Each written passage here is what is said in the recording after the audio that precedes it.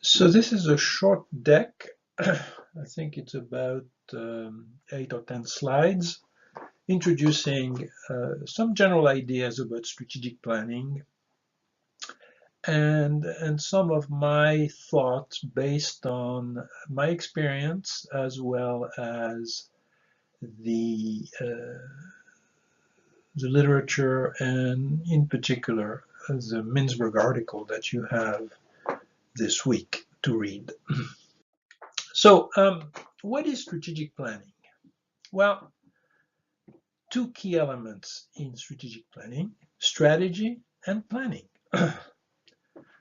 As Mintzberg points out, strategy is about vision, direction, so it's about integrating multiple sources of information and data into um, an articulated vision. I like the phrase that I quote on the slide from Mintzberg. It's a not too precisely articulated vision of direction for the organization. Not too precisely, because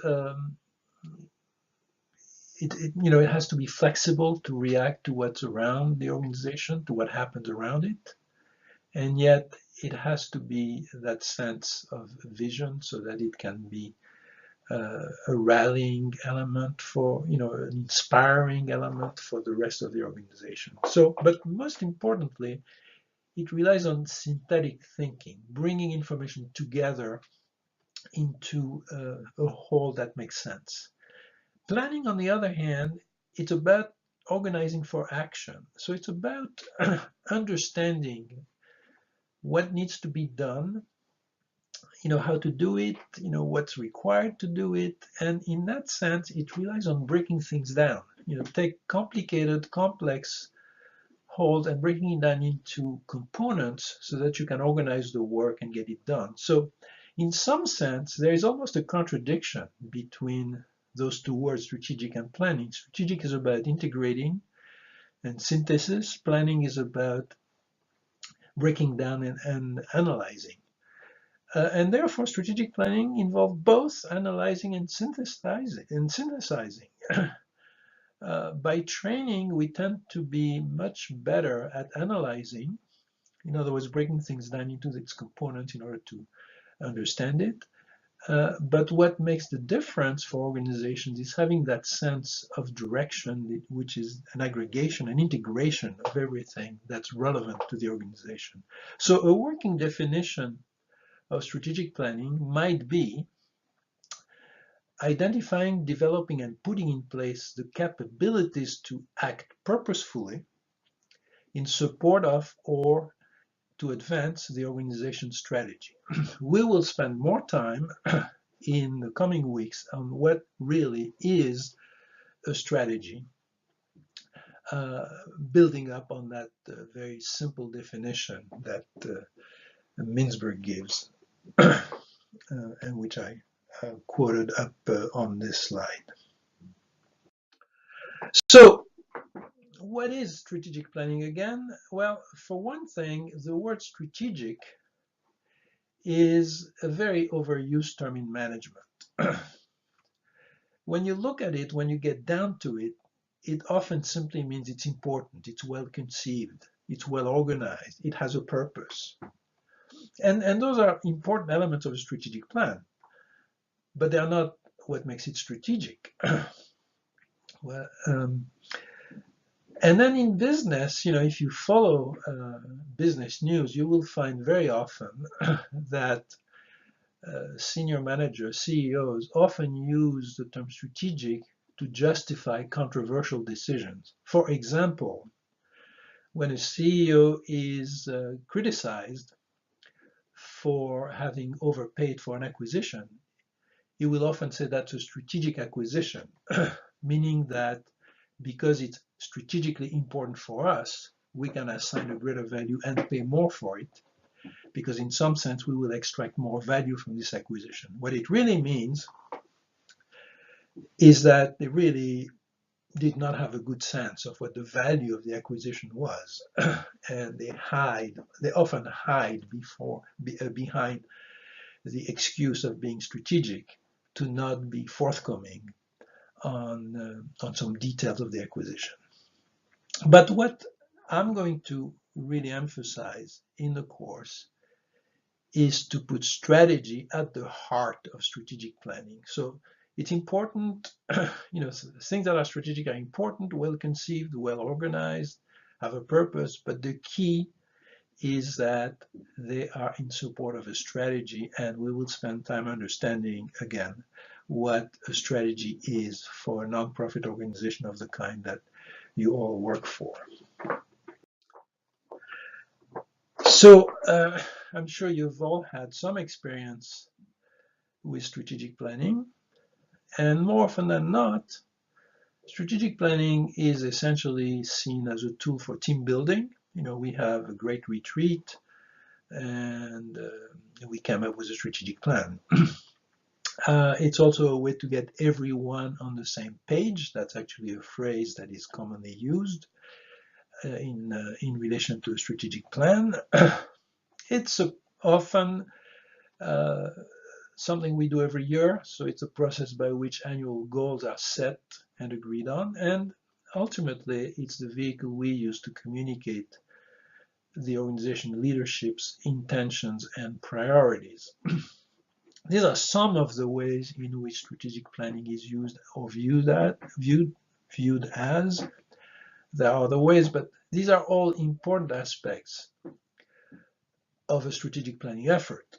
But again, they are secondary to the key aspect, which is to formulate, refine, adjust, review, and ultimately implement the strategies that will direct the organization going forward. So let's go over a few pitfalls of strategic planning that, again, I am sure some of you have experienced. First, excessive focus on goals. I mean, goals are important, they're valuable, but if they don't always add up to a coherent, all-encompassing vision.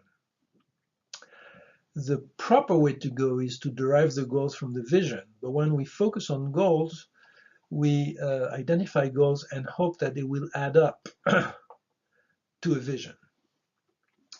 Well, that's not always the case, and I would say, based on my experience, that is most of the time not the case, because a focus on goals very quickly turn into a focus on achievable goals, on short-term goals, as opposed to a vision, which is about something that's difficult to accomplish. A vision should be inspiring. It should tend the organization to push itself, to stretch itself. And so again, excessive focus on goals is often at the expense of an all-encompassing vision that can really drive the organization. The second pitfall is, again, a direct consequence of focusing on goals. Then we tend to have too many goals. Each organization have multiple areas of concern, things that you want your board to do, the programming to do, human resources, training, recruiting, fundraising. I mean, there are many areas of concern. And for each of those areas, we have multiple goals. For each of the goals, we have a variety of action steps. The end result, you don't have to be a math whiz to, when you multiply, 2 or 3 goals by, 5 or 6 areas of concern and 5 or 6 action steps, you quickly get to a number of activities that are very difficult to track because there are too many of them. So in terms with too many activities, you end up with a lack of focus. We end up having your resources being spread thin, and ultimately you end up being unable to effectively execute on the action steps that you were so careful at developing. And so too many goals often lead to not achieving any of them. Third one, time frames. The world changes, and the world changes very quickly, and especially for the nonprofit world, which is so dependent on external factors on which it has limited control. So therefore, goals may need to be changed quickly. Plans may need to be revised quickly. So we have to be very flexible how we handle time frames. And sticking to rigid time frames, for example, we have a 3-year strategic plan or a 5-year strategic plan, can often prevent us from making the changes that are needed as we go forward. Again, we need to have time frames, but what we need to do is to make sure that they don't act as a straitjacket on us, but that we still have the ability to adjust and adapt as we learn from the environment in which we operate. The next one is an important one, and particularly with nonprofit organizations. Seeking consensus as a priority. Strategy is about making choices. It's about deciding on trade-offs, doing something and not doing something else. And when you do trade-offs, you inevitably create potential conflict. So some stakeholders might be satisfied with some choices made, some might not. Searching for consensus, seeking consensus as a priority, i.e. wanting all key stakeholders to agree, can lead to avoiding those choices and maybe settling on the least common denominator that everybody can agree on. That ends up being something that's not very challenging for the organization, and in fact something that can lead to mediocrity, but also would feed back into the issue that we saw in the previous slide, which is too many goals and focusing too much on those goals. So consensus is something that we should see as a consequence of making the right decision as opposed to something that we want to achieve as a priority. We'll talk more about that. But again, the important point about strategy is that it's about making choices, and when you make choices, you are not going to be able to satisfy everyone, whereas when you try to satisfy everyone, it often means that you are not going to make the hard choices that you should make. Next point, excessive reliance on forecasts. Some of you use forecasts, some don't. Businesses tend to rely too much on forecasts. Forecasts are useful, absolutely no question about it, and they should be part of the kind of information you need to make decisions. But they should not be the only or even the main driver of decisions. And for a very simple reason, forecasts are largely based on past trends, and past trends may not continue or may change over time. And especially in the environment in which we live today, where change in fact occurs at a very high rate, particularly technological change and those kinds of things that affect everyone, including organizations such as the ones you work with. So an important aspect of not being too reliant on forecasts is to have a deep understanding of the key assumptions that are behind the forecast, and then continuously assessing whether those assumptions are still valid, being open to change them when they're not, and then ultimately determining whether the forecasts are still a basis on which you can rely for decisions. And then the last point is about self-assessment. And again, this is something that affects all organizations, whether business or nonprofit or government. Effective strategy development and strategic planning requires a very hard look at who we are, what we stand for, what we do well, where we fall short.